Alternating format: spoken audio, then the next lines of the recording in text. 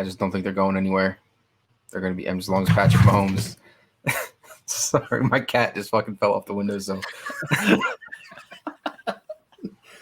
Yeah, somebody opened up like a metal filing cabinet. And I was like, call us old, dude. You have files and shit? Chris Hansen here, and I'm going to need you all to take a seat right over there and check out Birds versus Boys. I think you're completely right here, and I hate it. Yep. Hey, idiots. Stop doing dumb things. I got 2 phones. Upside alert. I might go insane. I think you're already there. There's no hope. Hope is gone. If this was an AFC North podcast, we'd be done in 15 minutes. Bob Hope. I'm going to drink bleach. That is the team you promised me you were going to be this year. This is the Consciously Hopeful podcast. I'll be watching. All right, ladies and gentlemen, welcome to episode 45-ish of Birds vs. Boys. We are post Super Bowl 55. The Tampa Bay Buccaneers are your Super Bowl champions. We have no more football until August. I'm very upset about that, but we have a fire off season. We're going to talk a lot about that because it surrounds Philadelphia and Cowboys just as much. But as always, Kmess here with you. Aidan is around, and we have a special guest with us today, the one and only CEO Joe, my co-host for Branded Radio. Gentlemen, how are you? I'm good. How are we doing? I'm doing pretty good. I thought about this today when we asked Joe to be on. We, as a group, started the NFL season together, doing the draft show all together over the summer. What a great stream that was, too. That was like a top 5 branded stream of all time, I think. Aside from the Cowboys getting CeeDee Lamb, yeah, it was fantastic. But yeah, that was the best part. Content-wise, it was perfect. Yeah. Because, as always, they were just laughing at us. But it was still good. Then we did live streams all summer, talking about would we have a football season. And then, we did Branded Radio. You guys and I would fill in for Joe sometimes talking football. And Joe and I did a live stream for the Cowboys-Eagles that you were too scared to get on. Yeah. Not that I'm too scared. I set the ground rules. Go ahead, Joe. No. This is I'm glad Kevin, I'm glad you brought this up. Who doesn't just look at their phone during the game? First off, live tweeting a game that you're watching is the best thing in the world. So just being like, I'm just going to stop myself from being a part of the social media experience just because my team's playing is so banana land. I can't wrap my head around it. No. Trust me. Go one game. If no is your rebuttal, you have no rebuttal. It's like I have 2 quarterbacks, you have no quarterback. I'd love to hear it. Yes. All right. You need 3 hours of just you and your team and not the fucking idiots that surround and roam on Twitter. Has this been fun on Twitter the last few weeks, reading people's takes about the Eagles quarterback situation? No. People were on Twitter during games. You ignore those takes. Did you see my Twitter last night? I was on fire, just fire meme after fire meme. That is the best part of sports now, is interacting on social media. I interact on social media. I tweeted during the Super Bowl. We popped off too. Well, you didn't even have to interact. You could have just sat there and we could have watched you.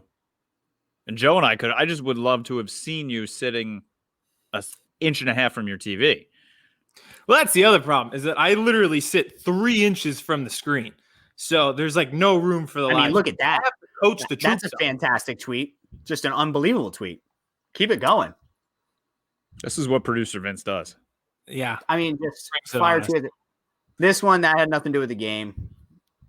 This fantastic video clip found from TikTok. Tweeted that out this morning. Unbelievable. TikTok. You were on a roll. Thing, great play. Oh, that Always Sunny clip didn't get nearly enough love. Where's your tweet when it was the Weeknd going through the glass house of mirrors that everybody tweeted, and you were like, here's everyone trying to look for something fun. I thought that was the funniest. It's just fantastic tweet. I thought it was pretty good. They're all A+. The Nick Merckx video, that was awesome as well. I was hitting home runs last night, just dinger after dinger. Boom. Which is great to do during the Super Bowl, just not when your team's playing. I need to be focused. Yeah. Oh, yeah. I need to coach up the team from my couch. If the Cowboys were in that game last night, which, no, they weren't, and they're not going to be in one for a very long time, but I would be in a dark room by myself. No, I don't believe that for 1 second. Absolutely. You would be texting us, and you'd be doing the reverse jinx. You'd go down 3-0, and you'd text the group. Well, this isn't the day. Like, I can feel it coming. We're not going to win. Before they go on like a 17-0 run. There's no lead safe enough in Kevin's head that he would tweet out like a positive. If they were up by 10 with 10 seconds left, he'd be like, I better just hang on to this for a couple more moments. Did you see the Cowboys-Falcons game this year? It was unbelievable. So it actually cost me a parlay. I had a money line, Falcons money line that cost me the parlay. Well, of course, mistake number one was betting on the Falcons. So I do feel bad, but in a much more real sense. Fair point. So speaking of the Falcons here, because they're in this, I wanted to drop something to you guys that I didn't warn you about here, and I want to get your take. We're gonna pick the Thursday night opening game here right now. We're gonna make predictions of who we think the opponents are going to be. So obviously it's going to be the Tampa Bay Buccaneers opening the season on Thursday night in Tampa Bay. So their home opponents this season obviously are their division, the Falcons, the Panthers, and the Saints. But besides that, they play the Buffalo Bills at home, Chicago Bears, Dallas Cowboys, and Miami Dolphins. Who do you think they open up with at home Thursday night to start the season? I think that was 7. If I counted wrong. Who and Giants. Listen, Kevin's answer is the Cowboys, obviously. So we're just I have a second one. But it's the Bills. It's definitely the Bills because you have the Super Bowl MVP, the greatest of all time, and he'll open up against a guy that a lot of people think is the next MVP and most likely will be making a run at the MVP next year. I think it's the Bills. I think if the Chiefs would have won yesterday, I think that would have been the Bills as well. But maybe that one, I think you could probably have sold me on the Cowboys. I think for this one, you open up with a little AFC versus NFC, Super Bowl MVP. I think the interconference games don't happen too often on opening night just because it's hard from a schedule-making challenge. And I will say something nice about the Cowboys. I wouldn't put them on the Thursday night opener because they can draw week 1 as a primetime game by themselves. So why stack those two in one box when you could just do it separate, get great ratings for one game because it's the opener and get great ratings for another because it's just the Cowboys? I would say probably Saints. I don't know who their quarterback is going to be, but they're still like a playoff caliber team. The only thing really holding that team back was quarterback. Everybody else was like playoff caliber. So I think like that was the big game this year. And nothing's going to change. I know Drew Brees probably won't be there, but I mean, it's still going to be a pretty good team. Besides the Cowboys, because I think you are correct on that they can draw by themselves, because obviously they do. So I could see it being the Cowboys because it's the greatest of all time, opening up against America's team, Dak coming back, blah, blah, blah. But it also could be maybe either of these three teams, the Chicago Bears or Carolina Panthers or the Saints, wherever Carson Wentz goes. He's just going to start the season against Tom Brady in another year. I was actually going to make that joke. Yeah, I was going to say it depends on what happens with Carson Wentz. I think the Bears, though, I think the Bears are a really interesting team, and they're one of these teams that I always kind of root for just because they are the lovable losers. If they get themselves a pretty good quarterback, we saw what that offense was doing at the end of the year where they really started to pick shit up. I mean, they're going to be a pretty good team and a pretty interesting team next year. So you're saying somebody else than Carson Wentz then? Well, now that was just rude, and that was uncalled for. Like Dak Prescott. Like they could pay for Dak Prescott and take it. Could be. Yeah. Never know. That it would absolutely be the opener. Would be Bears, Bucs if Dak went. Absolutely. Oh, God. Yeah, I agree. If they keep Allen Robinson, that team's going to be pretty good. If they can just get like a quarterback who's not Mitchell Trubisky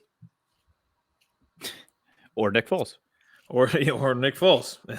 Only in Philadelphia is the guy who's expected to be good. Or you just have Nick Foles just play fourth quarter and overtime of every game. Just bring him in the fourth quarter. Hey, you just get us there. You let Nick Foles finish it off. It kind of like what the Dolphins did this year. Yes, it's magic. But it doesn't get enough hatred towards the Bears coaching staff for having Nick Foles on your sideline during a playoff game where you have 3 points in the third quarter and just not using them. Like you think like, and break glass in case of emergency. This is it. Like throw them in there. It might work. Mm-hmm. I cannot believe that they went through a playoff game and didn't even try. Matt Nagy, baby. All right, let's get into this game. Super Bowl. Did not play out, I don't think, how many of us expected. I said it was going to be 32-27-ish. I think you both said close. So we were close on the Bucs score, but not so much for the Chiefs. And I think every single one of us, including producer Vince, picked the Bucs, correct? Yeah. Well, mine's unfair. I had a future on the Bucs, and then I also had a future on KC. So I picked 3 futures going in October. I picked KC, Tampa Bay, and Seattle. So I was good in the green no matter what, but I was rooting very hard for the Bucs because they were obviously the bigger payout for me. So I'll claim that I had them. You said it on radio, so that counts. Yeah. All right, Aidan. So what'd you think of the game? Factors. Why'd the Bucs win so big? I go back to our interview with Colin where we talked about the Buccaneers defense, and that's when we really started doing a deep dive and just talking about, and it's been a trend this whole playoff run. Tom Brady gets all the love, but this defense fucking hits people. Like, they are ferocious. They swarm to the ball. They get after the quarterback, and like the way, the Antoine Winfield, fantastic. I'm sure we're gonna do MVPs that aren't Tom Brady later. His name might pop up, but just the way they got after, we should have saw this coming. Colin said it, like, they got after Aaron Rodgers, and then the Chiefs didn't have their starting tackles. What do you expect to happen? And that's exactly how it played out. Mahomes was running for his life. So I know the takeaway is going to be Brady and Gronk, but Jesus, their defense is just so underrated. Do you know that Patrick Mahomes, he's only lost 1 game ever with Eric Fisher in, and now he's 3-4 when Eric Fisher does not play? Wow. Tackles are important. And as a Cowboys fan, and you guys as Eagles fans, we saw it this year. Cowboys, right away from the jump, they didn't have their right tackle to start the season and then lost their left tackle, and goodbye season. And that's what I was going to say, is just like, obviously our quarterbacks aren't Patrick Mahomes. You know, like, I'm not saying Carson or Dak Prescott is that guy, but it just goes to show how important like trench work is in the league. And it doesn't matter who you are. Like you said, Zach Martin was in and out. Tyron Smith was out. Lyle Collins was out. We had a new offensive line every week, and look what happened. It was just a shit show every week. And Mahomes was running for his life. I think that's my biggest takeaway. I've been learning this isn't Madden. Real life is not Madden. It doesn't matter the skill position players as much. Like, you need to have a solid offensive line or nothing else will work. He ran for 492 yards last night. Is that what you're going to drop? That's exactly what I was about to say. I saw that stat, and staggering to run almost 500 yards in a game. And listen, he was bad. Like, he wasn't good. And I know there was a lot of the drop passes. The one that hit the dude right in the face. Was that Kelsey that hit him right in the face mask, like right on the goal line? I know Kelsey had one bad drop at one point. People are trying to make the narrative that, you know, his receivers really let him down. There was like 2 bad drop passes. It was the offensive line didn't give him a chance whatsoever. But even when he was scrambling, he just looked so uncomfortable. And yes, he didn't have a ton of help, but he still looked overall. He just looked bad. A 52 passer rating, even if you get a couple of those extra 2 catches, it's obviously going to go up. Maybe you're in the 80s, but you're still not touching 100 passer rating last night for the way he performed. Yeah, I think he was shook from the jump. And I think he probably knew that this was the type of game it was going to be with the tackles out and the names on that defensive line. But when you get punched in the mouth, man, it's like Mike Tyson says, everybody's got to play until you got punched in the mouth. And he got punched in the mouth early and often. And I think that just shook him. And he was limping a little bit. I know he's getting surgery on that turf toe right after the Super Bowl too now. So I don't know if he was still hobbled. He probably was, but I'm not going to make excuses for him. You're right. I mean, he just was probably one of the worst games I've ever seen him play. And, I mean, it's got to be I know it's his first game ever in the NFL where his team has not scored a touchdown. And I'm guessing it's probably one of the only times in his entire life. Which is remarkable, especially at Texas Tech. They definitely put up points every week. Yeah. Where all the numbers came out, it's like the first time he's lost a game by like 20 points since college, and like all this other like crazy stuff came out. It really is a wake-up call for him. And Kevin, you and I talked about it on Saturday on radio. Are those fresh made cookies? Fresh out of the oven. I mean, do you have a glass of milk? Do you do milk and cookies? You have to do milk with them, right? I do, but we don't have any milk, so. What? I know. We don't have milk in the house. Almond milk guy? You seem like I like regular milk. That's the most offensive thing.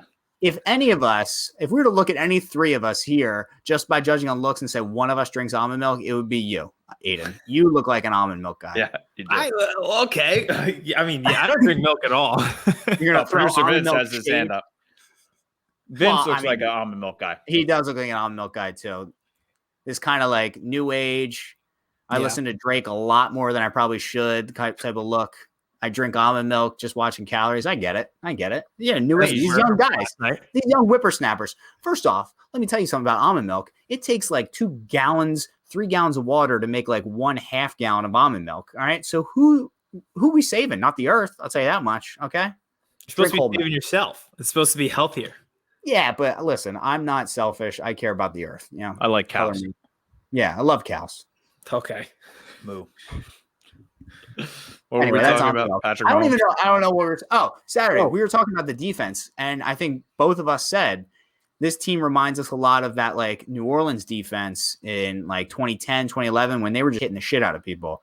And I think it was that. I think it was an NFC Championship game, maybe a divisional game, where you had the Niners at home against the Saints, and they were just smacking each other back and forth the entire game. And that's how this defense came to play. They looked like dudes. They were dudes yesterday. Mm. And I mean, Todd Bowles definitely watched that film from when they played earlier in the season and was like, you are not beating us deep. We're taking Tyreek Hill out of the game. They played 2 safeties deep the entire game, sent 4, and they couldn't do anything about it. There's nothing this offense could do except for Travis Kelce. What do you have? Did you hit that bet too? It was 131, right? And he ended with 133. Oh, yeah, I hit that. I also took live Patrick Mahomes over 271 yards passing. He finished with 270. Ugh. That son of a bitch. And all those passes that they missed, like we Yeah. just mentioned, like hitting guys smack dab in the face and they drop it at the goal line. All I needed was- That would have definitely helped. One of them. All I needed was one of them. My takeaway still from that game, like you said, just the way that they hit and swarmed. Like there was no time when you saw Tyreek Hill and it was a 1-on-1. It was just 4 guys, 4 or 5. That was my biggest takeaway. Verbal meme. Chiefs defense, handshake Jose Canseco, or Chiefs offense, handshake Jose Canseco, getting shook when they got punched in the mouth. That was actually one of my tweets that I made before the game that I'm very upset did not go too viral either. Was this one with the Jose Canseco, Tom Brady, and the haters. I said this is going to be Tom Brady after he wins the Super Bowl tonight. Just a fantastic tweet. What Great a wild weekend of just. And this is when I knew it was over, watching Shaq Barrett get interviewed like this before the game. I said, this game is over. This game is over right now. I wish I could pull something like that off. I just absolutely cannot. No. No shit. What did you guys think about the penalties? I know people are bitching, people are complaining, blah, blah, blah. Aidan, I'll let you go first. Well, I feel like we can. I bitch about this all the time, but everyone always has to have a hot take. We need to scale it back, and we need to be the guys who are like reasonable. Like, yeah, they called too many penalties. Yeah, it screwed over the Chiefs a little bit, but they got their ass kicked. Like they were not winning the game. They were not winning the game. It did not matter. I think it's fair to like say the refs were too involved, but also recognize that the Buccaneers were just a way better team on Sunday. Yeah, and listen, I get there was a couple of those calls that I definitely think were bad. Do we even is uncatchable pass still a thing? Because I feel like I haven't heard that used. I haven't seen this thing in a long time. Forever, right? Yeah. I know. So I don't know if they just got rid of that or whatever. There were a couple bad calls, yeah. But like you said, they weren't winning that game, and 2, the Chiefs were holding all over the place. Like It wasn't like it was. I think they showed the one play. They're like, oh yeah, they called him for holding, and then they showed like 2 other people in coverage also holding the shit out of the receivers. Mm-hmm. So yeah, they were getting penalized no matter what. I think a couple of them, were a little soft. Yeah, the only one where I was like, wow, that's really egregious is the Tyrann Mathieu one, because that was very uncatchable. They were Brady looked like he was throwing it out of the back of the end zone. Yep. So they didn't get sacked because they were out of timeouts, and they called that one. But aside from that, I mean, they were being physical. Like they were holding. Did you guys hear about or did you see the Darren Rovell tweet? I was just about to bring this up. Like, I think that needs to be discussed. Have you seen it, Kevin? No, I'll look right now. So he basically, I don't know, was this right in the beginning of the game or was this after like the first quarter? So both. They talked about it on Pardon My Take. He brought up the same fact twice. So he did it before the game, and then she was the one who called that penalty on Tyrann Mathieu. And then after that, he was like, "Oh yeah, by the way, here's my little factoid again," which was just ridiculous. Yeah. So Kevin, so basically what he was saying was like, congratulations, like Sarah Thomas for being the first female ref. Oh, little fun fact: she has a son named Brady. He was born like after the second Super Bowl. And like she's from, somewhere in New England, stuff like that. But literally just throwing it out there like, hey, just saying, if it ends up being like a ref show all over the place, maybe there's some, just putting that doubt in the mind. It's such a douchebag tweet. Yeah. Sarah Thomas, the female referee who will make history in tonight's Super Bowl, has a son named Brady who is 16 and was born after Tom Brady's second Super Bowl win. Just a fun fact. Yeah. Just an absolute awful tweet. Just quote unquote, just a fun fact. It's just so he's such an asshole, It's really, literally, there's no other way to and look at that picture of her. She's a fox. Why are you using that picture? You know what I mean? Yeah, right. Let's get a little more flattering. Yeah, let's get a real picture of her, please. And she does a good job. I was supposed to say she does a good job. You're just creating a conspiracy theory out of thin air for clout on the internet, and you're just like disparaging this girl, creating this conspiracy theory just for likes because you want to be Ben Shapiro with sports interest in your life. Like, these refs is such a fucking clown. The refs in the Super Bowl all grade out the highest during the season at their position, and that's why they're in the Super Bowl game. It's not like she was like, oh, Tom Brady's going to be in the game. We're going to take her and put her right here. And now Tom's going to win. It is just an awful tweet from an awful human. And that Ben Shapiro take, that might be the best comparison I've ever heard. That's just spot on. There was a lot of people that brought out like annoyance and hatred, like the whole Mahomes clan yesterday. I just was so happy that they lost. His mom's going after Giselle and was saying the same things like, oh, you think my boy can really beat your son and the refs when they're on the same team? Like, are you really tweeting that? Joe, you brought it up, and I was trying to think of somebody else. I don't remember an athlete who's becoming hateable, and he hasn't done anything to make himself hateable. It's the people around him. Yes. I can't think of another athlete where it's like that, where his posse around him creates him being like a hateable character. I'm trying to think, but he really is. It's a shame because honestly, obviously he's a generational talent. He's going to be in the league for a long time. He's going to be competing at the highest level, MVPs, Super Bowls. He's a guy I want to root for. I'm a big Andy Reid guy as well. So, that first one last year, I was super pumped for them. But my God, Jackson Mahomes is insufferable. His girlfriend, wife, fiance, whatever it is, baby mama. She's awful. I mean, just the absolute worst. And those they ain't ready. They're not ready. Oh, they ain't ready. That's the worst. So yeah, I don't know. I can't think of another athlete who became hateable. And Jackson has a clothing line now. Have you seen that? And it's called Unathletic. Shit. I actually respect the fact. Untalented. The dude, I can do it. All right, I'm gonna do a Jackson Mahomes. This is a Jackson Mahomes TikTok. Right here. Never done this before. Never practiced it. Vince, you're going to throw some music over it. Just.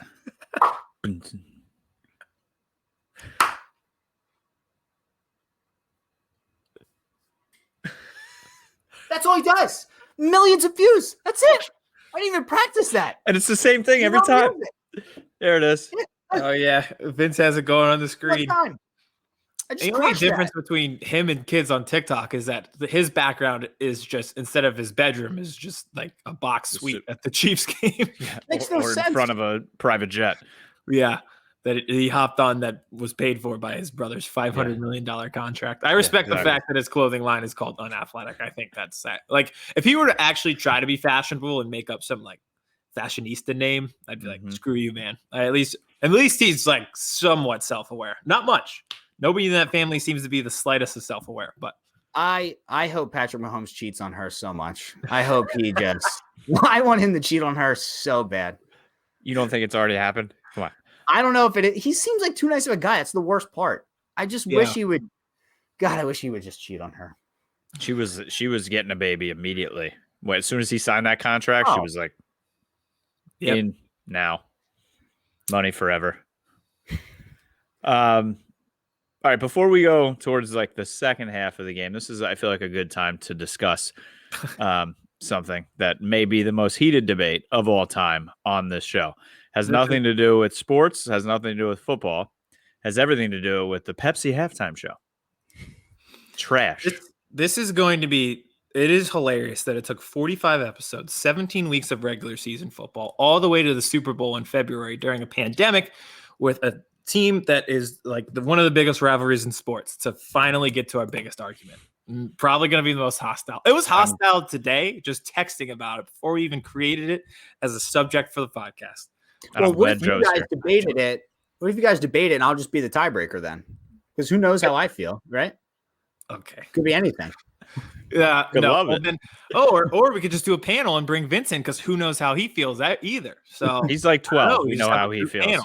Yeah, we know how he feels as well. He was drinking almond milk with the Weeknd earlier. Yeah. Hello, you guys. We need to right. This is gonna be like the scene in Captain America: Civil War when they all go up in the air, and it's time. I get to be Tom Holland. I'm gonna say this first. I tweeted right before it started. Yep. Official prediction: this is gonna suck. And like always, I was absolutely correct. That halftime show was dog shit in August. Okay, it was smelly and stinky. And listen, I love the Weeknd. Banger, banger after banger. Music is great. Performance, awful. Couldn't be worse. And then I saw some guy on TikTok today trying to explain the meaning behind it, how he's coming up and he's, blinded by the light, and then he has everything, the world on his shoulders, and then he falls back down, and then he's with the blah, blah, blah. It was it was the worst. He didn't do anything. It was the absolute worst. He walked around. He literally walked around, and then he walked into a fun house that is part of a Delco fair in the middle of August, and you walk it with the mirrors, and he didn't know where he was going. What the fuck was that? That was the only good part of the performance because it brought a beautiful meme. That was it. It's only good because of memes. It wasn't good in the performance. If this performance in 2009, before Twitter is around, it's unimaginably bad. I'd love to hear the rebuttal. I already said, Joe, too. If Bruno Mars from 2014, just his drum solo to start the whole thing was his whole performance, better than last night. Oh my way better. God. I cannot believe that you are this caught up on a drum solo. There's one point. He did something. He played the drums. What did the Weeknd do? Go ahead, Vince. I'll let you say it. Do you want me to say the 1 point? I know we both have the same 1 point. Can I say it? Yes. Yeah, you guys are old. Now, see, that's just not true. Okay. If that's your argument, you're not. I've asked 100 times today. Tell me one thing that he did that was great. Okay. All right. Performed, sang. He didn't dance. I'll give you that. He didn't dance, but the Weeknd doesn't dance. Okay. He didn't do anything. He didn't do anything. He sang. He's a singer. He's an R&B. Everybody sings. You go to a high school, there's like 40 kids there that could do that exact same performance rendition and sound exactly like 40 kids could sound like the Weeknd. Joe could do it right now. 40 easy. Okay. Hold on. First of all, let's take the Weeknd out because we're a little bit biased because we like the Weeknd. The production value. I like him too. Okay. That's what I'm saying. Let's take the artist out. The production value of the halftime show, I thought, was the best part. We've come like a few years ago. We've come so far in the past like half decade where we're like, haha, look at that shark dancing. That's so funny. Oh my God. Like that was the draw of halftime shows less than a half decade ago. Look at that production value with that like choreographed House of Mirrors, and then he ends up on the field 30 seconds later from the top of the stadium and comes down. House of Mirrors. Hold on. First off, a choreographed House of Mirrors, they literally were in there just bumping into each other. That's all they were doing. We could have did that. They didn't disappear. Yes, he did. Do you believe in magic? He wasn't on screen, and then he ended up on the field. Listen, I guarantee you, every time your uncle that was pre-recorded. That quarter didn't actually come out of your ear. You know that, Aidan, right? Like I'm not just breaking news here. I'm not. Wasn't it impressive that it was just like it was staged that way where he comes Because down. it was that part was pre-recorded and he was in an elevator going down real quick. I know. I'm saying that, but it's all part of the production value and the special effects. Like these are all interesting things. You mean fireworks? the- Oh my God. Aidan is one of the people that loves fireworks. Aidan loves fireworks. Aidan's a fireworks person. Oh my God. We have a fireworks person on staff. That's not my. They're fine, but like every performance, oh my has God, you fireworks. totally love Like, fireworks. no, I mean the fact that they came out and he had all those choreographed people, and then he comes back from the House of Mirrors, and then oh look, everyone can play violin. I thought it was interesting, and like the storyline behind it, I like that there was a storyline. Go ahead. This is the one year where having the whole stage in center field doesn't make any sense because you can't have a crowd around it. Yeah. So the fact that they had it up in the stands, I thought was cool. No one's ever done that, unless you want to count Lady Gaga's weird ass pre-recorded intro. Yeah, like oh wow, she jumped in. Oh wow, the shark was dancing around. That was more than They played a tape recording. I'll give you five performances. Janet Jackson's when Justin Timberlake, that old one, Jessica Simpson, Kid Rock, Nelly, P. Diddy, they were all there. Better. Kid Lady Rock. Gaga's better. Oh U2 my after God. 9/11 better. Bruno Mars definitely better. Prince miles better. Bruno Mars. In the rain, Prince in the rain. playing Purple Rain. That was a moment. I'm not arguing with that one. I think that would be fantastic. Bruno Mars's It was entire show. fantastic. Bruno Mars's was ruined by the Chili Peppers. That was so bad. No, Bruno Mars is also one of the most overrated artists. So if we're gonna put song versus song, Weeknd and Bruno Mars, then it's gonna be the Weeknd because he's just. Well, we didn't do that. We're not doing that. he's a We're not doing performer. that. Who cares? Not He's saying Bruno performing Mars' the songs are same- better. He's performing the same PC pop star radio BS again and again and again for 6 straight songs. Like I think the Weeknd's music is better than Bruno Mars. So I'd He rather played hear a his- 1-minute drum solo. The Weeknd walked around. Yeah. So it's funny that this is our argument right now because I've had this theory for a while. I think Michael Jackson died and split into 2 people, and it's the Weeknd and Bruno Mars. And the Weeknd got the voice, and Bruno Mars got the showmanship. I kind See, of that was the other thing. The Weeknd was kind of trying to be a little I'll go with it. Michael Jackson last night, and I wasn't digging it. No, but if you listen to some of the Weeknd and close your eyes, he sounds like Michael Jackson. You have to That's- close your eyes because the look throws you off. the internet theory is the Drake song where it's featuring Michael Jackson is really the Weeknd. Like that's one of the internet conspiracy theories. Again, we both like the Weeknd. Yeah. But the Just performance was boring. stunk. It Absolutely was boring. very boring. Was the Yeah. perfect. I can't believe we just sat through like Maroon 5 2 years ago, and the best part of it was a pre-recorded SpongeBob episode from 18 years ago, and you guys are like, I don't know about this Weeknd thing. As if he spent $7 million on the production value. Yeah, Hey, he should get his money back. $1 wasted. He should get his money back. Yeah. How much are fireworks, Aidan? Jesus. Coldplay. Everyone wore a colored bracelet and put their wrist up in the air. That was so much fun. Wow. Congratulations. Hey, listen, to organize that many people is much harder than to organize a couple fiddlers, okay? No, it's not. I've been to a Coldplay concert. They just give you a white bracelet and turn it on at different You times. got to make sure everybody's sitting in the right seat. It's, it's a lot of dedication to do something like Yes. that. Instead of putting some underwear on your head attached to an N95 mask in a red jacket. Yeah. I also saw one of those dancers afterward tweet out this morning, like, oh, I was a part of history. I'm still crying. History? Yeah. Did they sign the Declaration of Independence again last night? No. What do you mean history? You danced around for a little bit. For 9.5 minutes. Not Nobody even. can even see your face. History? What are we talking about here? Another point I did have though. My girlfriend is a classically trained dancer. Okay, she's a trained dancer. Okay, danced her whole life. And she says I don't think she didn't like the performance either. But she said something like I got to give credit to the choreographer. She liked the choreography. Yeah, 100%. I will say choreography outperformed the Weeknd. 100%. Yes. That was the best part. The Weeknd was And- just boring, and- like We have to say, right? In the beginning, he sounded like shit. They had the vocals were all off. It was low. You couldn't hear him. When he got on the field, he sounded better. But One to start, one did not sound good. What I'll give you is the mic was too low, but like it didn't but me and Aidan were both under 55, so we knew all the words already, so it didn't matter. Again, listen to The Weeknd and enjoy him. Has nothing to do with him. Has to do with one performance. Everybody has a bad day, just like Patrick Mahomes. Weeknd had a bad day. Yeah. Making that I have a black friend argument, it's not working. Guys, I have a Weeknd remix on SoundCloud right now I listen to. I don't know if SoundCloud's dating me as well, but I'll play it. I don't give a shit. People still use SoundCloud. That's still a thing. But no, I love it. He's got great remixes. I agree. Like, I think the microphone thing was the biggest part. But again, like Vince said, you couldn't really have people in the crowd. So you're kind of working with what you got. And you're like, all right, let's send them up to the top. It'll be this different thing. And it was nice to see something new. I'm so tired of just like this generic, whatever pop band, Maroon 5, Coldplay. Like, those are boring bands. Like, there's nothing exciting about them. They produce the same music. There's nothing that interesting. Creed never did the halftime show. It was something unique and different. That was Thanksgiving halftime. Whatever. But it's a halftime show. No, it's the biggest show in the world. Mm-hmm. You have to bring some heat. You can't just sing around the stage like you're in an 8th grade talent show. All right, listen to this. Let's get going. Who's with me? Let's go. Come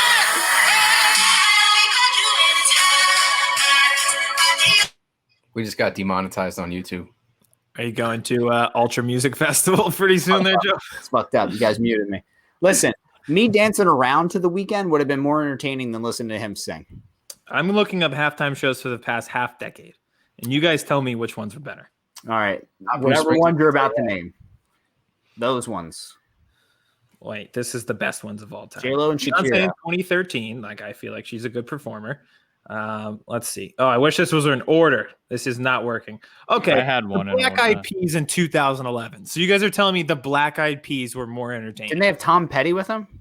I don't remember. Tom Petty and the Heartbreakers, his year was fire. I'm pretty sure it was Black Eyed Peas with Tom Petty. That's another thing. There were no combo. Yeah, he should have brought somebody out with him. That was a bad. He was all about me.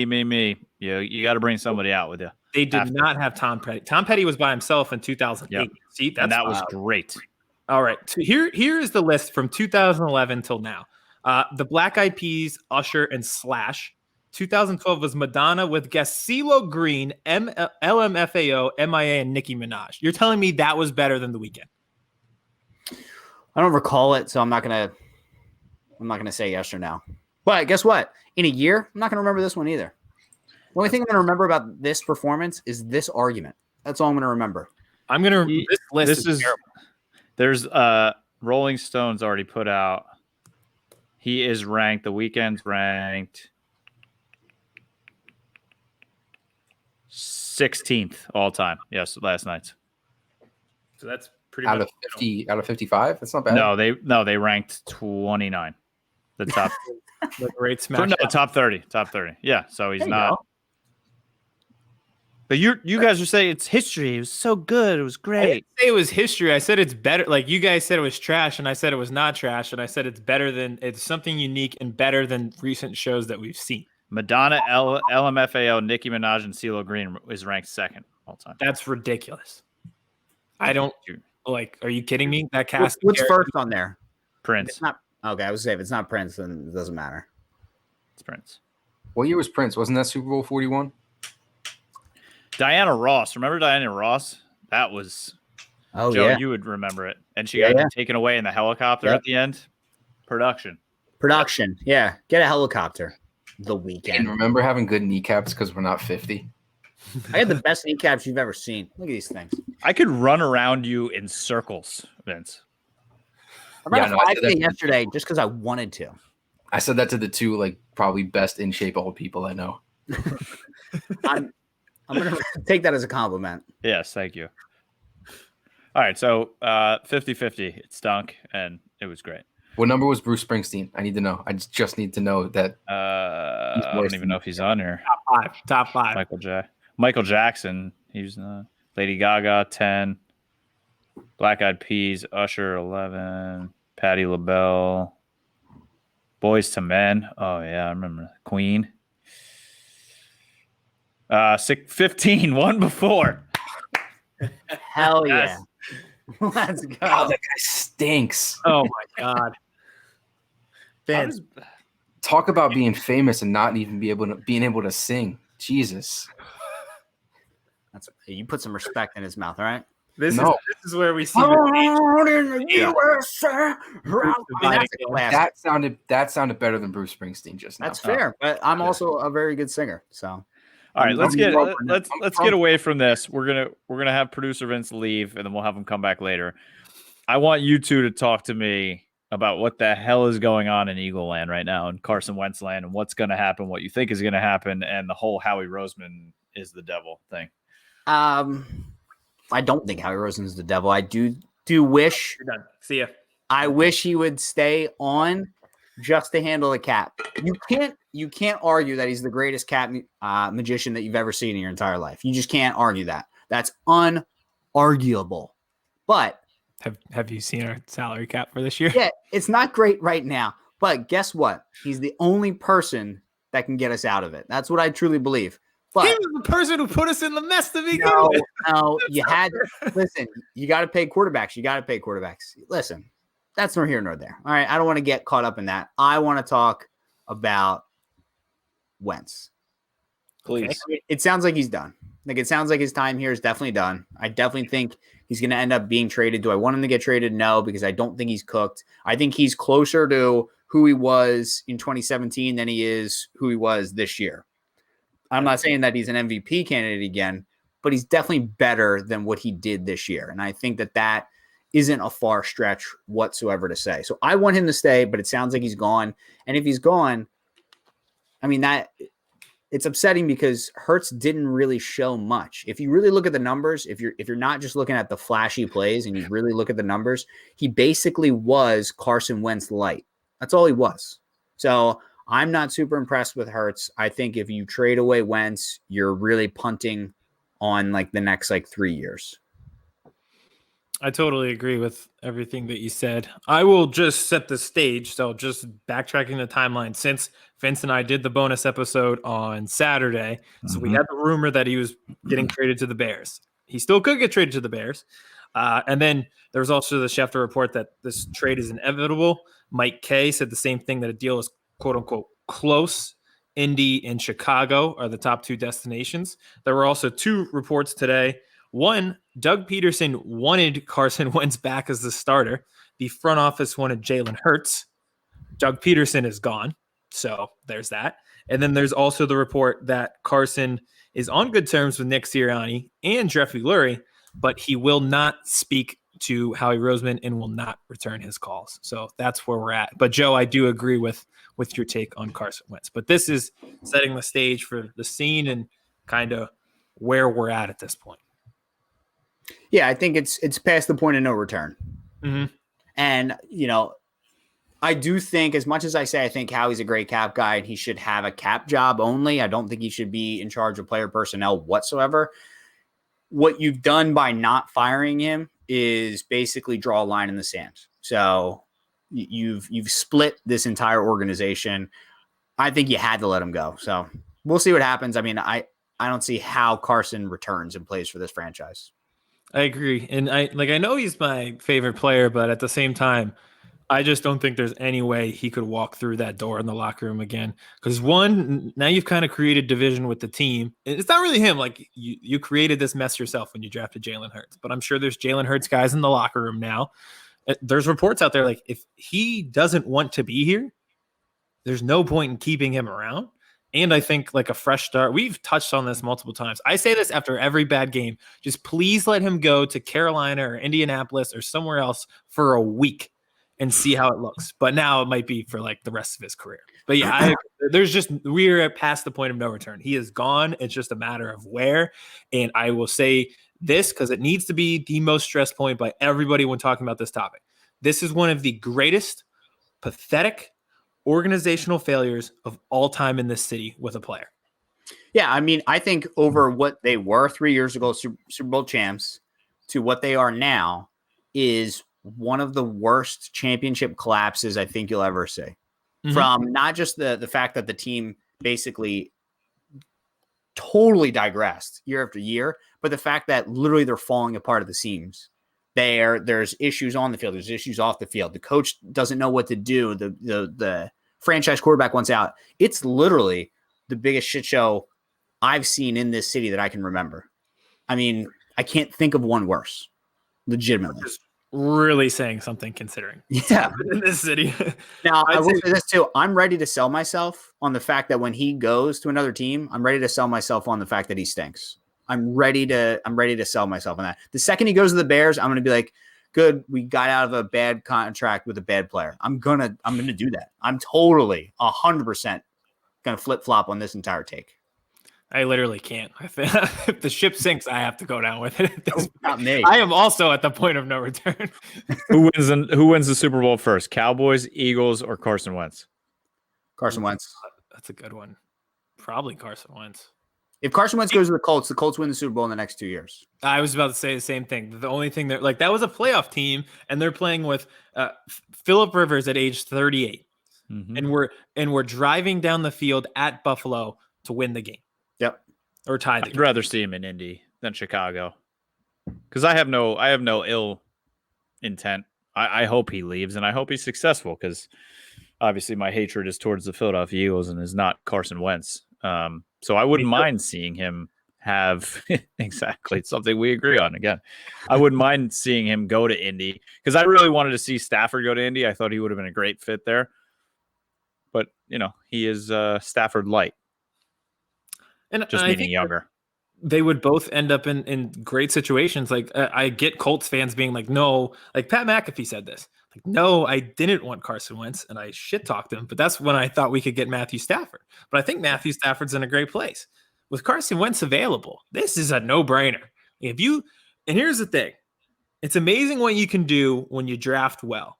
They have over $50 million in cap space. They could give up a first-round pick this year because they have a lot of positions filled out already, and they'd be all right. The polar opposite of the Eagles, where they have no cap space, everything like that. So the Colts would be the perfect fit, because he just has to. They could take the contract, they could eat losing a first round pick this year and be fine.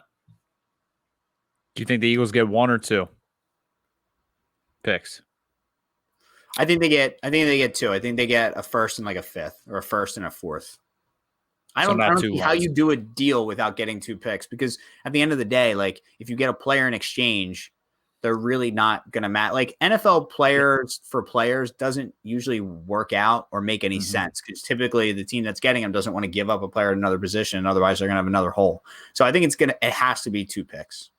Now, did you mean 2 1s, or did you mean just 2 picks in general? Because I think that's a big difference. Like, yeah, they should get 2 overall picks. Yes, I agree. They should get 2 overall picks at least. But do you think there's any chance that they get 2 1s? I think so, because if there's one thing in Chicago, Pace has proven that he will out-negotiate himself, and he'll give up like more than he has to. So like that's why like when these nuggets come out to drive the price up, that probably doesn't work for like 90% of the league, but there's guys like him that 100% will work for. So I think he will. If somebody's going to do it, it's going to be him. When he traded up one spot to get Mitchell Trubisky. Yeah. Like just yeah. Well, 2 things on Chicago, and they're kind of intertwined. So one, the Mitchell Trubisky thing. So there's like people on TikTok, Bears fans, like not being in on Carson Wentz. Like, you just watched Mitchell Trubisky for 3 years. What do you mean you're not in? Like, are you kidding me? Like, anything would be an upgrade. But also the second thing was Ryan Pace. So he bombed on the Mitchell Trubisky thing. He bombs on this Wentz thing. Who cares what the first round pick in 2022? You're not going to be there. Exactly. You're not going to be there. It's somebody else's problem to deal with, because you're getting fired. Exactly. So that's the only way I see them getting 2 first round picks, is probably from the Bears. If you're the Colts, like, why? Yeah, no. I agree. They hold the cards in that situation. So Carson Wentz will not be the starting quarterback. I think Dak Prescott will be the starting quarterback for the Dallas Cowboys next year. However, news just came out that Joe lost his ring light. Oh no, there it goes. Hi, Mike. Ring light's still here. Dak Prescott had a second surgery that people were not talking about until recently, but apparently this is just precautionary. They knew it was going to happen. He's ahead of schedule, but that's all smoke and mirrors. Everything's fine until it's not. So we'll see how that works out. And the Dallas Cowboys put out a 2021 hype video came out 2 minutes after the Super Bowl came out last night, and Dak Prescott is not in it. And people are asking questions why, and they just said, "Oh, that was an oversight." How is not putting your franchise quarterback in your 2021 hype video just an oversight? I mean, it's a lie. It's a flat out lie. I mean, they're just trying to cover their bases, but there's just no truth behind that whatsoever. Just, oh yeah, we forgot about the guy that touches the ball every single play. Oh my God. Duh. Oops. It was just like they were conscious that we said this before the show, but they were just conscious that Old Takes Exposed exists on the internet and did not want to get fried if he ends up on the Chicago Bears in 2 months. Yeah. Or the Carolina Panthers. But that's really all that's happening in Cowboys land. I don't want to waste too much time with them until we get deeper into the offseason. Since we have Joe here, yes, Aidan, you want to pop something? I was just going to say, because you brought up the Panthers, and I wanted to say it before I forget. There was a dark horse team. So there's 3 teams, Indy, Chicago, and then one quote-unquote dark horse team. I think Carolina is it. They were in on Matthew Stafford. On Inside the Birds, they said they were calling the Eagles about Carson Wentz. I think Carolina is the dark horse. New England has a ton of cap. New England needs a quarterback. That would make a lot of sense as well. I would laugh so hard. We have people at Brandon who are Patriots fans who have stopped at nothing to make fun of Carson Wentz every time he ties a shoe wrong. I will laugh so hard if that guy ends up in New England. Now that you mentioned that, I would actually love to see them try to squirm their way out of that one. Oh, you know they would. Couldn't root for the team at that point. Like they made fun of him so much, so there's no coming back. And then if Hurts ends up playing better than Wentz, what a sweet treat that would be. Just a tasty little treat. I think any of those teams, Wentz has the chance to thrive in. I do. I still think he might suck, but he could thrive at the same time. So mean. All right, let's bring producer Vince in here. We'll do our TikToks, and then we'll get out of here. So, Joe, we do our famous TikTok power rankings, and we're going to continue them because why would we stop power ranking teams just because the season's not happening, Vince? Because we need the content. Yeah. Thank you. So wait, do I get to go first? Can I go first? Well, wait. What are we doing? How does this work? So we're gonna do we'll do power rankings first, and we're gonna go from 5 to 1, and we can go if Joe would like to start at 5, and then Vince, Aidan, and me. We can go in a square. Oh no, Vince has to go last. So Joe, me, Aidan, Vince. Okay. So you just give your number 5 team and why. All right. Back and forth between 3 teams. I'm going to take, though, the Colts. And one of the other teams I was back and forth with was the Ravens. But I do think the Ravens are about to implode. And I think Lamar Jackson is one injury away from that whole situation just being an absolute disaster. So I'm going to take the Colts at 5. If they get themselves a quarterback, which I think they will, they're going to be an absolute terror. But either way, I still think I love that coach. I love everything they've done there. I love them at 5. 5 for me, it's the Carolina Colts. If either team gets Carson Wentz, they're going to be a top 5 contender. So the Carolina Colts for me at number 5 with Carson Wentz. I really can't argue with that logic. I wish I would have thought of that myself. At number 5, I have the LA Rams. Maybe we get another situation with the home team playing in their Super Bowl there in LA, but I think Matthew Stafford is going to be a game changer. This is his one shot. I also have the Rams for exactly why Aidan said. I said 2 things. Yeah. Well, both of them. He agrees with both. Both of my reasons. Fantastic. Okay. All right, number 4, New England Patriots. Bill Belichick just watched his quarterback win a Super Bowl. The heat is on now. Conversation was, is it Bill? Is it Tom? Who's making it happen over there? Well, when the other guy goes and wins the Super Bowl, you have to clap back. Like I said, plenty of cap room. They're going to go get themselves a guy. Bill Belichick is still the greatest coach of all time. He will be back. Patriots at 4, easy. Number 4 for me, the Green Bay Packers, as long as Aaron Rodgers is still there, which I think he is going to be. And if he is there, they're always going to be contenders. I need to see him get over the hump again. I mean, Aaron Rodgers is a guy that deserves more than one ring, but they will be back in the hunt with Aaron Rodgers next year. Packers 4. At 4, I have the Steelers. I'm pretty much going double or nothing. I thought they were a Super Bowl contender this year, and they turned out to be frauds. They're always going to be in games because of their defense. Again, they had offensive line problems. That seems to be the theme of the week here. I hate their receivers, but I still think they're a really good team. Number 4, I have the Chiefs. I just don't think they're going anywhere. They're going to be as long as Patrick Mahomes. Sorry, my cat just fucking fell off the windowsill. Yeah, I heard somebody open up like a metal filing cabinet. And I was like, call us old, dude. You have files and shit? I'm the fucking intro 2 weeks in a row. We're going to call PETA. You killed a cat. All right, the Chiefs, because as long as they have Patrick Mahomes and Andy Reid and Travis Kelce and Tyreek Hill and a bunch of other names I can list forever, they're going to be good. All right, number 3, Tampa Bay Buccaneers, Tom Brady. He still got it. Threw 40 touchdown passes this year. He's 43. I think he gets a golden year next year. 44 touchdown passes at the age of 44. He's still deadly good. I love that team. I mean, he's always going to be in it. Bucs. Number 3 for me, Kansas City Chiefs. Same reasons that Vince said. They're a top 3 team. I mean, they're not going anywhere. They had a bad night. Mahomes had a bad game. They'll be back. At 3, I have the Chiefs as well. They got humbled a bit, and I think they needed it. Though I think they'll get back on track next year. And the window is smaller than people think. $500 million eats up a lot of cap space. So all these other people you got to pay, it's not going to work out well. This window is smaller than people think. They got to get going in a hurry. Number 3, I have the Bucs. As long as Tom Brady is alive and playing football, I don't think this team can be bad. I can't believe people didn't think they were going to win last night. Fair. It's a good pick. Number 2, Chiefs. Everything everybody just said. The Chiefs. Number 2. Number 2 for me, the Tampa Bay Bucs. All the same reasons. Tom Brady will be back. I think Gronk will be back as well. And that defense is only going to get better.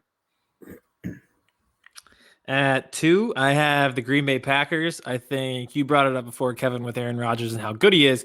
But now he has this bugaboo with the NFC Championship. He's got to get over that hurdle, running out of time on that one. So I think next year has got to be the year that he does it. Number 2, we're on 2, right? Yeah. Yes. Yeah. All right. Number 2, I have the Philadelphia Eagles. I think Nick Foles leads this team back to the Super Bowl. I could see you laughing, and I knew something was going. It was either Nick Foles or the cat. One of those two things. I knew something was going on. Like I could see you like laughing. It was making me laugh. All right. Number 1. The Los Angeles Rams. They are a team of destiny next year. Sean McVay. He's a coach that needs to prove that he is not a fluke. Matthew Stafford, this is his last real shot. Mm-hmm. I love that team. They're better than people think. They had a down year this year, and they still perform pretty well. They're going to win it all this year. If you're putting futures in, you put a future on the Rams right now, you probably get them at just ridiculous value. Matthew Stafford, hoisting the Lombardi next year. Don't hate it. Number 1 for me. Nobody circles the wagons like the Buffalo Bills. You saw what Josh Allen, the way he jumped last offseason, he's only going to get better. They have a bad taste in their mouth from what happened in Kansas City. They saw what the Bucs did to the Chiefs, that blueprint. They're going to build their defense just like that. Stephon Diggs and Allen are only going to get better. Give me the Buffalo Bills, best team in the league. Love both of those. Love the reasoning, but I'm playing it safe. I've got Tampa Bay Buccaneers at 1. We just can't keep doubting Tom Brady, but also, again, back to this defense. They are young and in their prime. I think the defense is actually going to get better next year. They had injuries that they were dealing with. They hit hard. They will be right back. They might be one of the best defenses in the league. They keep improving each year. Number 1, I have the Chicago Bears. I think Carson Wentz shows up, balls out, takes that team to the Super Bowl. Chicago Wentz, Khalil Mack. So you think there's going to be an NFC championship between Nick Foles as an Eagle and Carson Wentz as a Bear? I think it's going to be a shootout. Whoa. I think the internet would explode. Yeah, the internet can't handle that. That would be. I know a couple of Philly radio personalities who would probably explode. Yeah. Foles lost. All right, before we get into the Super Bowl MVP talk, I think once you're out. Yeah, I'm gonna jump out. All right, brother. Boys, I appreciate it. Good wait, seeing you. Coming on. Podcast. Yeah, don't All right. end that, bro. I do that all the time. All right, okay, bye. We good? That interview with Joe was presented by Stateside Vodka. All right. We have kind of that inside knowledge, Aidan, that we wanted to talk to Vince about. Oh yeah. All right. Did you happen to check the branded group chat? Are you on your phone or no? No, but I will say All the right. branded group chat pops off every single time we record, and all it does is ding up in the corner of my screen. And I'm going to send you a picture that was sent there that this is part of it too. So you can start this how you'd like, and then. So we have inside information on the streaker in Super Bowl last night. Why this information was not shared with us before the game, I don't know. It was very upsetting because we could have made money off this. Vince doesn't know about it, so we're springing it on him now. So, Kevin, I don't know if you want me to tell the story or not. Obviously, the streaker on the field, he made it pretty far. He pretty solid distance last night. And the Harlan commentary was the best part of the Super Bowl last night. Yeah, absolutely. So, the streaker. Gambling is a thing, and the odds were very high that there would be a streaker on the field. He had inside information from somebody at Brandon who told us during the game that this person who was a streaker on the field bet an insane amount of money on a streaker going on the field on DraftKings. The odds were very high. And then he himself ran on the field. So the text that we also got was... Now, this is the one that's going viral. It's after the fact, but I think this is not in regards to what we heard last night. But met the Super Bowl streaker at Jay Alexander's restaurant while having a lunch before leaving Tampa. He bet $50K on a prop bet at plus 750 that there would be a streaker at the Super Bowl. His buddy went out first as a diversion, so he didn't get caught as quickly as his friend. Cost him $1,000 to get out of jail, so he cleared $374,000 on the bet. I was just doing the math. Jesus Christ. And somebody in Brandon alerted us of that, but too late. We didn't get the bet on it. That's crazy. I mean, that's stupid that they would have that as a bet that someone could, like, how did they not have the forethought to realize this is going to happen? I agree. Like, it'll never happen again. Because if you're at the Super Bowl close enough to where you can hop on the field, why would you not bet? Put on a bet. I'm emptying the bank account. Yeah. Take out a second mortgage on the house just to put it. Exactly. Yeah, it is unbelievable. There are so many little who's going to be shown first, Mahomes or Brady. It's like if I'm a camera operator, I'm just taking control. I'm betting, and I'm like, oh, there's Brady. Well, like, will he say Giselle 3 times? It's like, so I went to college for this. There's a person in the truck that decides. All right, so that guy's gonna bet then. Yeah. Go Brady first, or just like an equipment manager and just walking by and lifting up the lid on the Gatorade thing. Like, oh, it's blue today, but I want to text my friends and say, hey, I'm gonna Venmo you $7 million. Please put it on blue on DraftKings. Yeah.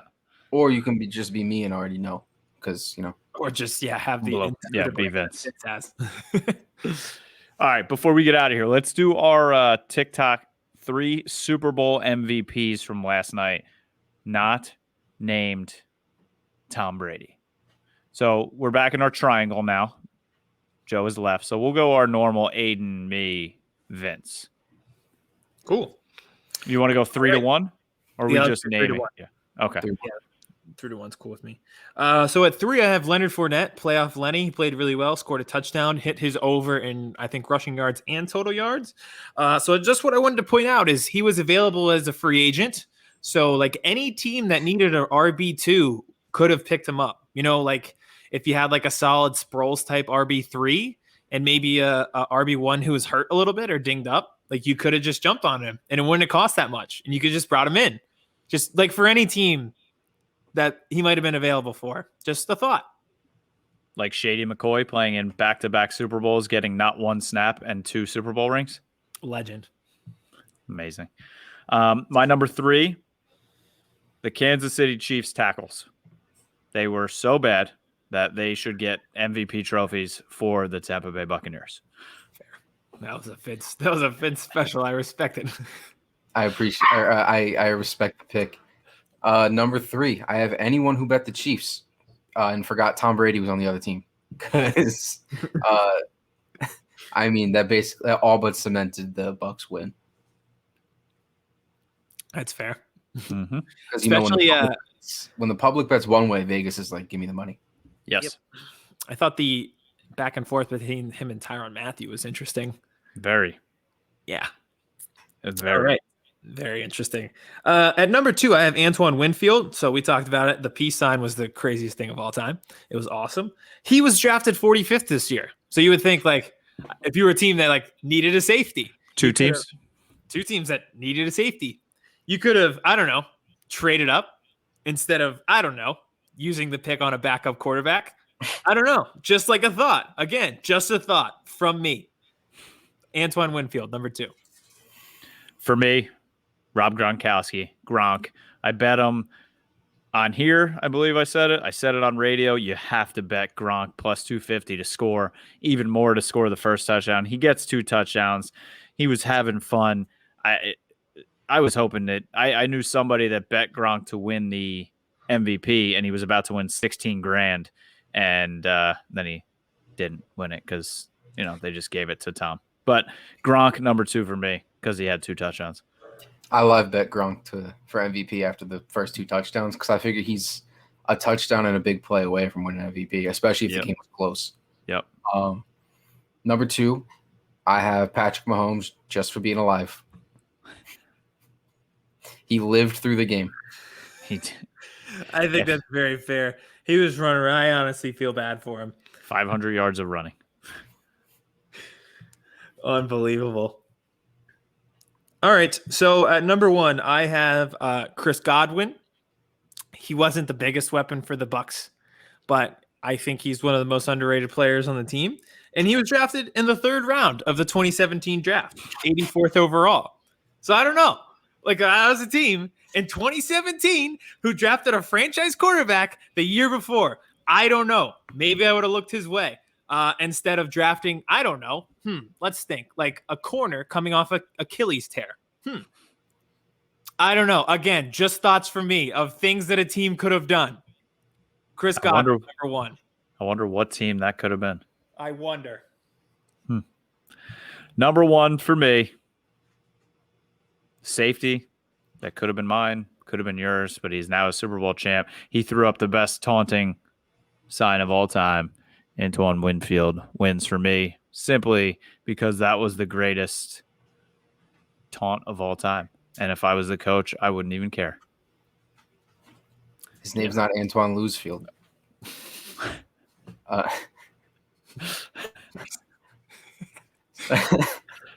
You are becoming an old very quickly. At number 1, I have the Honey Badger, Tyrann Mathieu. He had to know what he was doing, yelling at Brady, right? Like he had to have had money on Tom, and he's like, you know what's gonna light a fire under him? Me antagonizing him. Me being a douche. I wonder what will happen if I swing at this hornet's nest. I hope nothing bad occurs. Bang. That's literally what it was like. That's what it felt like. Oh, hold on, Kevin, you're old enough for this. So yeah, sure. I wasn't old enough. You don't like The Weeknd? Yes, I do. I wasn't old enough to watch Michael Jordan. I know you're not the biggest basketball fan, but did you watch enough of Michael Jordan? Yeah, if any. All right. And I have an even older brother, and he's still alive. That made me watch basketball with him. Yeah, so yes. So I didn't watch any Michael Jordan live, but at this point, I have to assume Tom Brady is more impressive to watch than Michael Jordan ever was. I would not agree with that. It's just it's a different level. He played every night. Some of the things he did was just unbelievable. I mean, trust me, I am not taking anything away from Tom Brady. I think he is the GOAT. But Michael Jordan's like the GOAT. GOAT of all time. Yeah. After the intensity that Tom Brady showed, like I don't know, man. Like go watch some highlights. You want to talk about intensity? I'm not gonna like argue because I don't have another like I can't argue against you. If only there was this multiple episode documentary that you could watch. I don't know, Michael Jordan. Just the thought. It doesn't have like I feel like you have to watch it live to like actually understand it though, you know? I thought the documentary was really good. It was good, but I'm saying like I feel like there's nothing like it doesn't replace watching no, it doesn't. Live. So watching it live was unbelievable, but I don't know. It's just so different. He also wasn't winning championships at 43. Yeah, but different sport. Different sport. Brady couldn't play linebacker right now. Or ever. Receiver. He arguably could never have played linebacker. Yeah, no, he couldn't do anything athletically. Are we rambling now? No, it's just my hypothetical I thought of during the game last night. And I wanted to get an old head. It's fair. I mean, it's a fair question. I think they're very close. I'll say that. You think it's just the electricity of basketball in general just makes MJ more He just did it so much. I don't know. What do you think, Aidan? I think it's MJ. Yeah. I just like how both of them can just decide to win for a whole team. Like the flu game. Just go watch the entire flu game. I'm sure you can get it on YouTube. It's just unbelievable. Fair point. That was a long silence, guys. You want me to just ramble about Howie Roseman again? Like Tanya Harding was a great skater too. Crazy, but GOAT skater. Okay. All right, let's get out of here. Next week, we're going to be joined by a Cowboys legend, I guess we could say. He played quarterback for the Dallas Cowboys in the 90s, well, late 90s, early 2000s. So we're going to be joined by Quincy Carter next week. But yeah, that was fun. Super Bowl's over. Football is over. We are on to the offseason. If anything pops off about Carson Wentz, look out for a secret short bonus edition. Maybe me, maybe Aidan, maybe Vince. You never know. But follow us everywhere. TikTok is your best spot too. Will I be on that show? Yes. Will I be alive by the end? Still to be determined. Maybe he'll fall off the ledge like Vince's cat. Vince is gonna meet the same demise as that dumbass cat. Chris Hansen here, and I'm going to need you all to take a seat right over there and check out Birds versus Boys. I think you're completely right here, and I hate it. Yep. Hey, idiots. Stop doing dumb things. I got 2 phones. Upset alert. Upset alert. I might go insane. I think you're already there. There's no hope. Hope is gone. If this was an AFC North podcast, we'd be done in 15 minutes. Bob Hope. I'm going to drink bleach. That is the team you promised me you were going to be this year. This is the Consciously Hopeful podcast. I'll be watching.